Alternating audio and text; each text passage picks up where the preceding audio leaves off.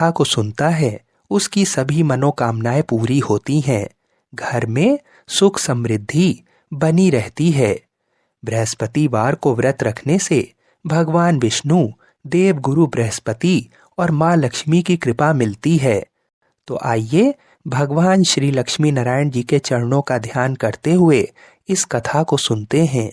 भारतवर्ष में एक प्रतापी और दानी राजा राज्य करता था। वह नित्य गरीबों और ब्राह्मणों की सहायता करता था। ये बात उसकी रानी को अच्छी नहीं लगती थी। वह न गरीबों को दान देती, न ही भगवान का पूजन करती थी और राजा को भी दान देने से मना किया करती थी। एक दिन राजा शिकार खेलने वन को गए हुए थे, तो रानी महल में अकेले थी। उसी समय बृहस्पति देव साधु वेश में राजा के महल में भिक्षा के लिए गए और भिक्षा मांगी, तो रानी ने भिक्षा देने से इनकार किया और कहा, हे साधु महाराज, मैं तो दान पुण्य से तंग आ गई हूँ। मेरा पति सारा धन लुटाते रहता है।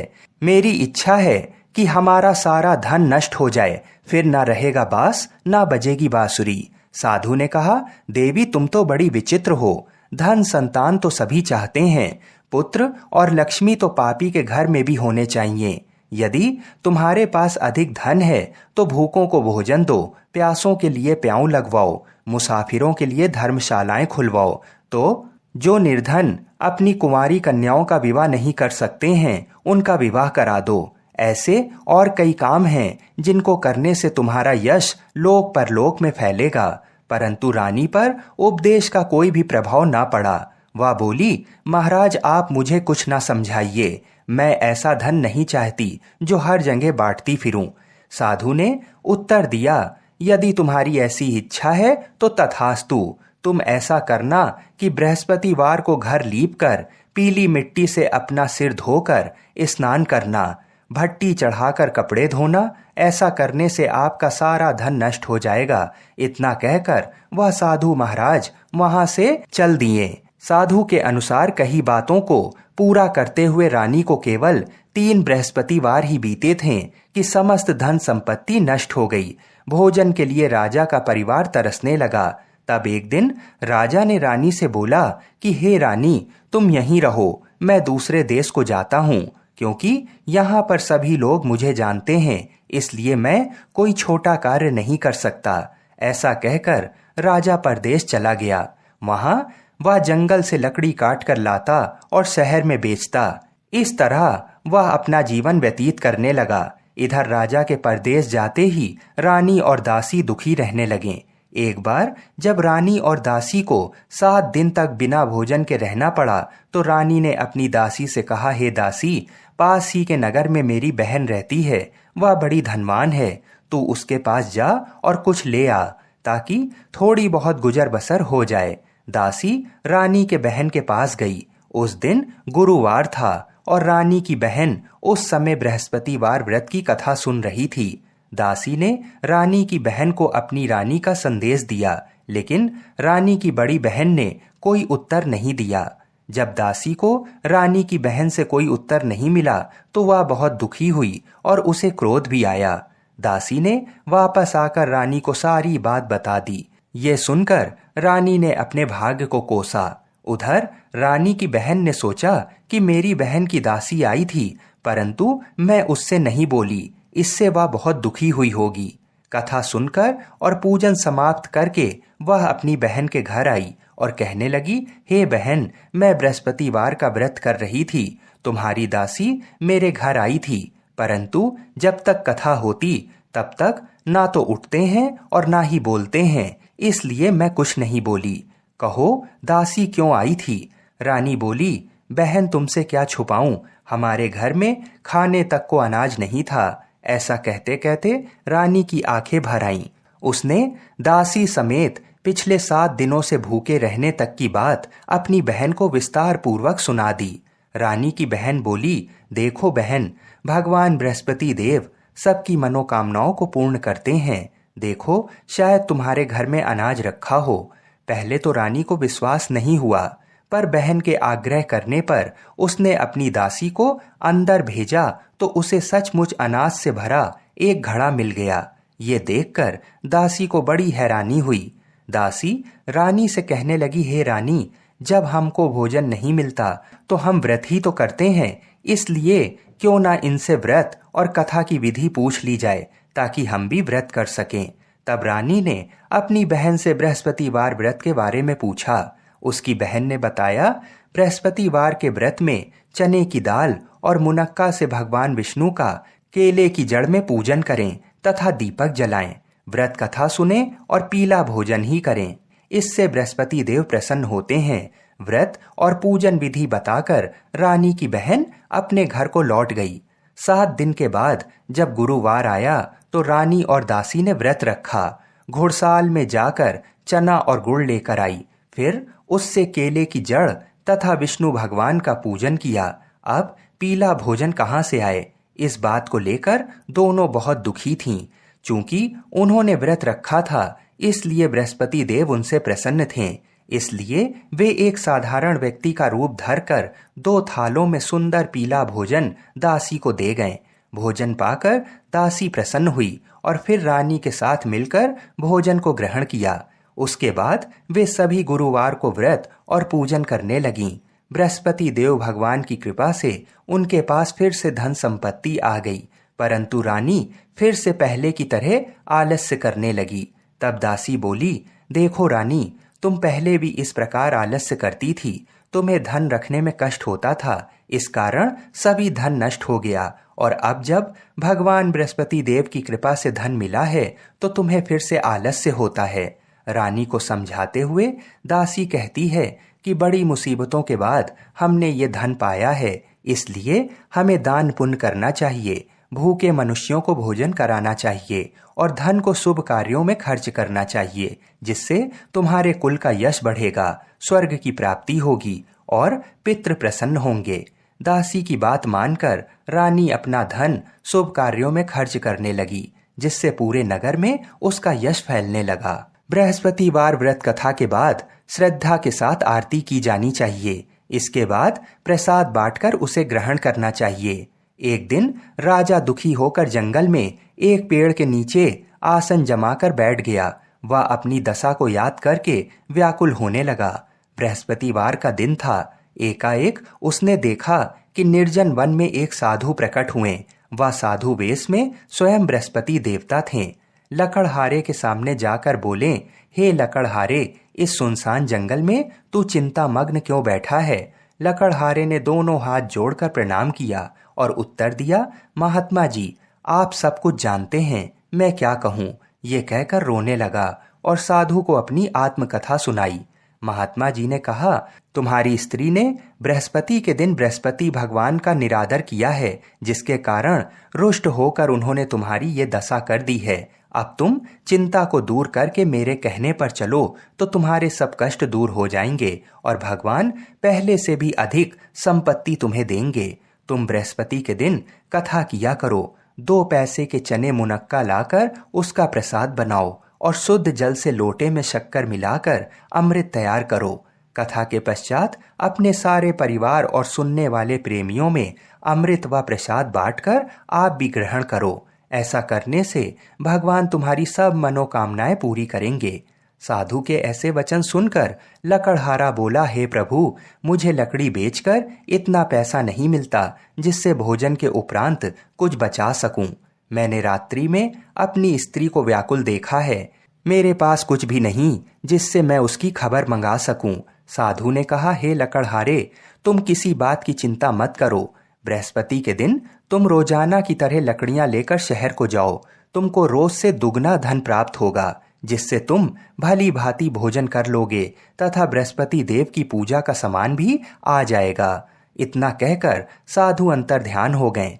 धीरे धीरे समय व्यतीत होने पर फिर वही बृहस्पतिवार का दिन आया।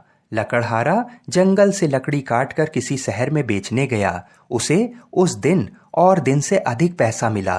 राजा ने चना गुड़ आदि लाकर गुरुवार का व्रत किया। उस दिन से उसके सभी कलेश दूर हुए।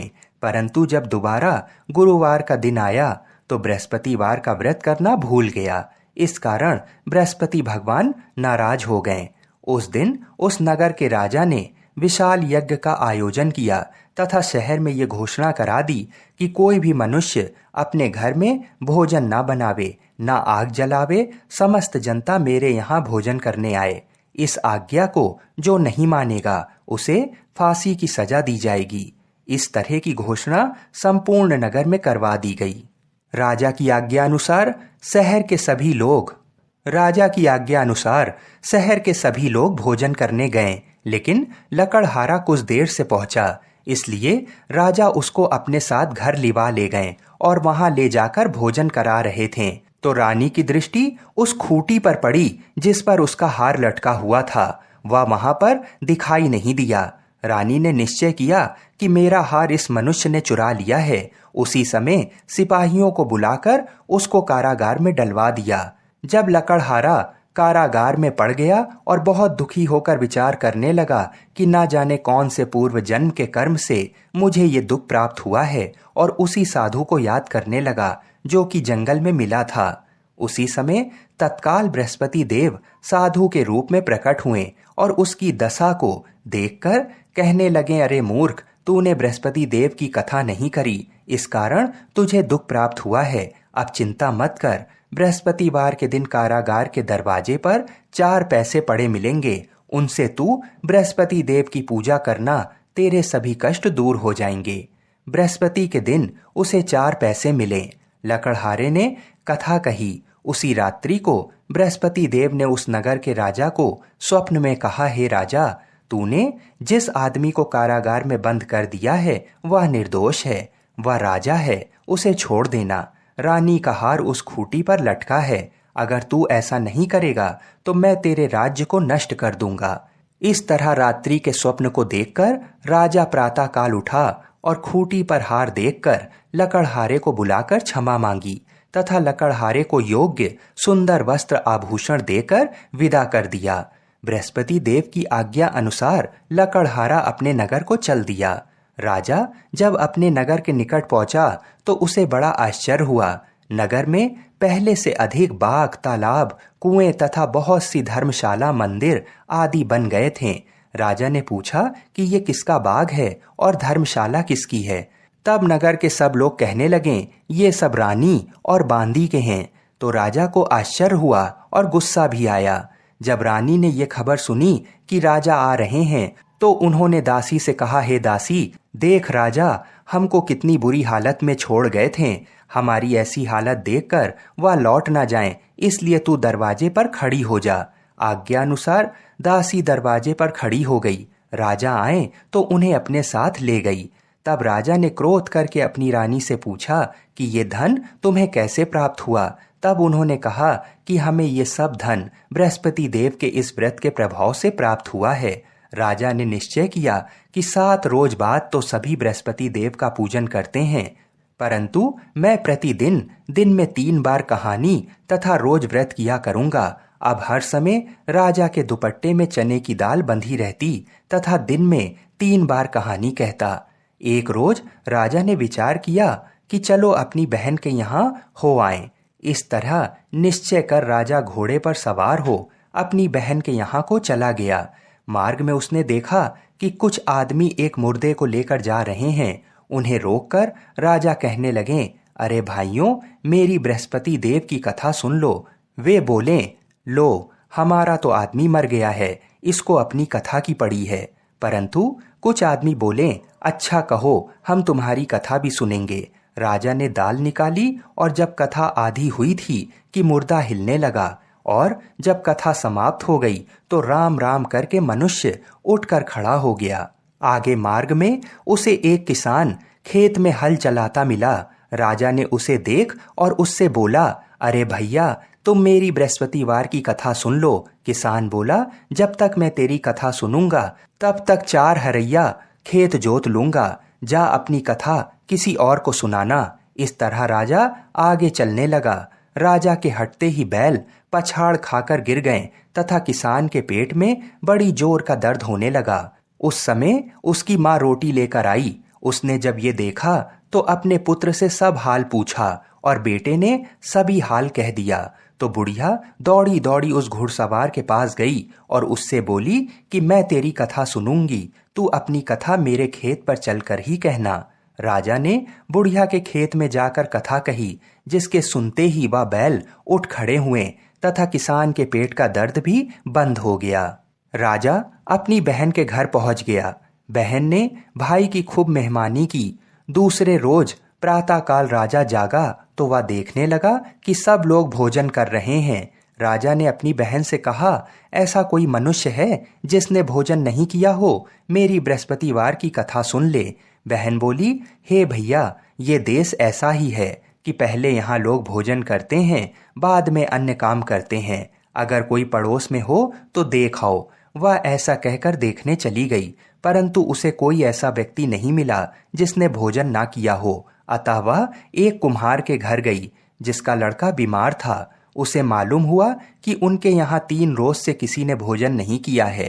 रानी ने अपने भाई की कथा सुनने के लिए कुम्हार से कहा और वह तैयार हो गया।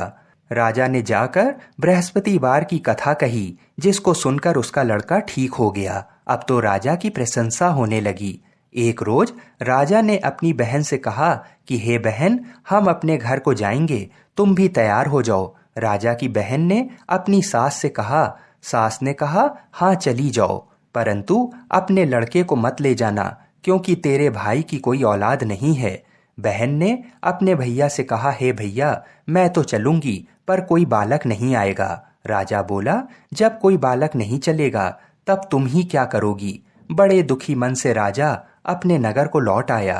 राजा ने अपनी रानी से कहा, हम निर्वंशी हैं, हमारा मुंह देखने का धर्म नहीं है और कुछ भोजन आदि नहीं किया। रानी बोली, हे प्रभु, बृहस्पति देव ने हमें सब कुछ दिया है, वह हमें औलाद अवश्य देंगे। उसी रात को बृहस्पति देव ने राजा से स्वप्न में कहा, हे राजा उठ, सभी सोच त्याग दे, तेरी रानी गर्भ से है। राजा को ये बात सुनकर बड़ी खुशी हुई।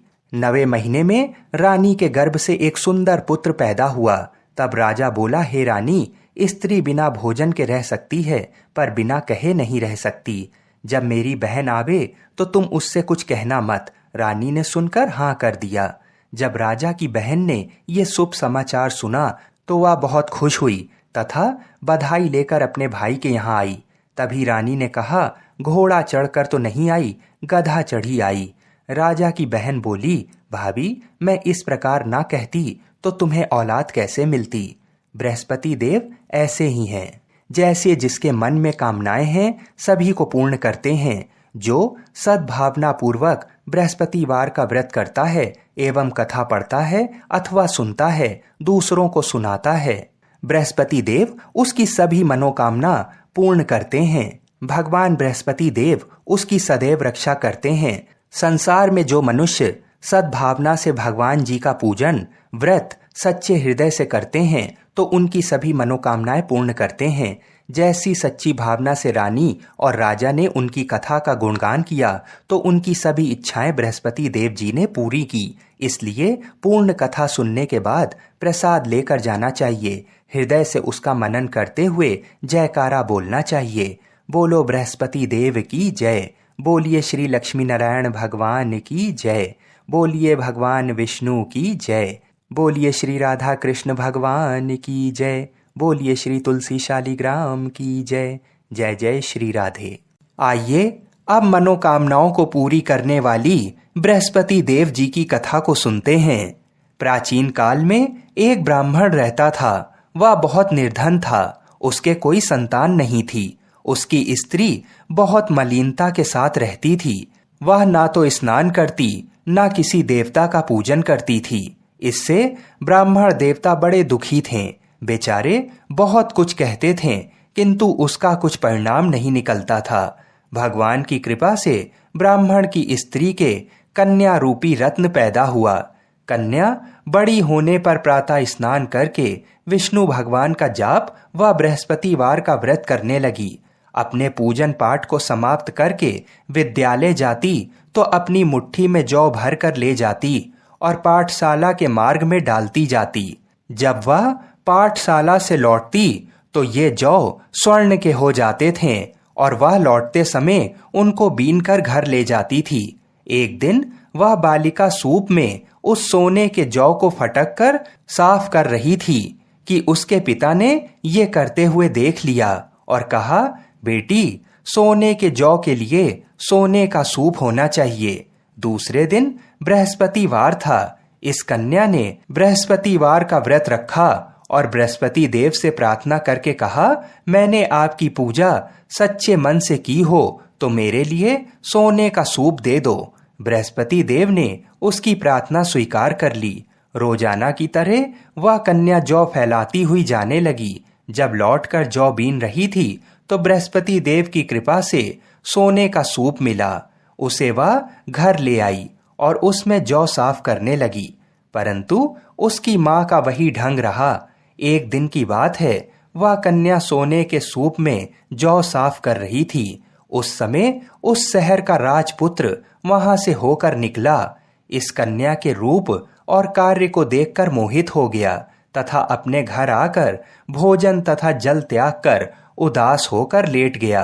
राजा को इस बात का पता लगा तो अपने प्रधानमंत्री के साथ उसके पास गए और बोले, हे बेटा, तुम्हें किस बात का कष्ट है?